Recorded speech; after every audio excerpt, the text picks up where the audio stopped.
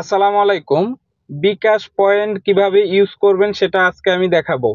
হ্যাঁ বন্ধুরা, আজকে আমি দেখাবো বিকাশের পয়েন্ট ইউজ করে কিভাবে ক্যাশব্যাক পাবেন খুব সহজে। চলুন তাহলে ফুল ভিডিও শুরু করি।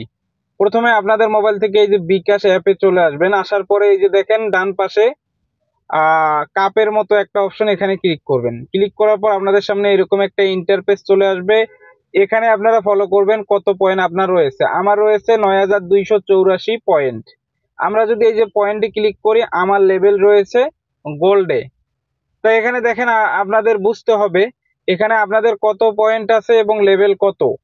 তা আমার এখন গোল্ডে আছে। এখন এখানে দেখেন খুব সুন্দরভাবে বলা আছে 200 টাকা বা তার বেশি মোবাইল রিচার্জ করলে 25 টাকা ক্যাশব্যাক এবং 3000 পয়েন্ট কেটে নিব।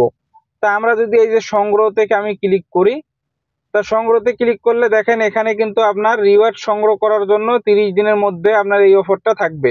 তা আমি যদি হ্যাঁতে ক্লিক করি, এরপরে যদি আমি 200 টাকার মতো মোবাইল রিচার্জ করি তাহলে 25 টাকা ক্যাশব্যাক পেয়ে যাব। এরপরে দেখেন আরেকটা এখানে অপশন রয়েছে 2000 টাকা বা তার বেশি ব্যাংক টু ব্যাংক এ টাকা ব্যাংক টু ব্যাংক টু বিকাশ এ 20 টাকা আপনার ক্যাশব্যাক।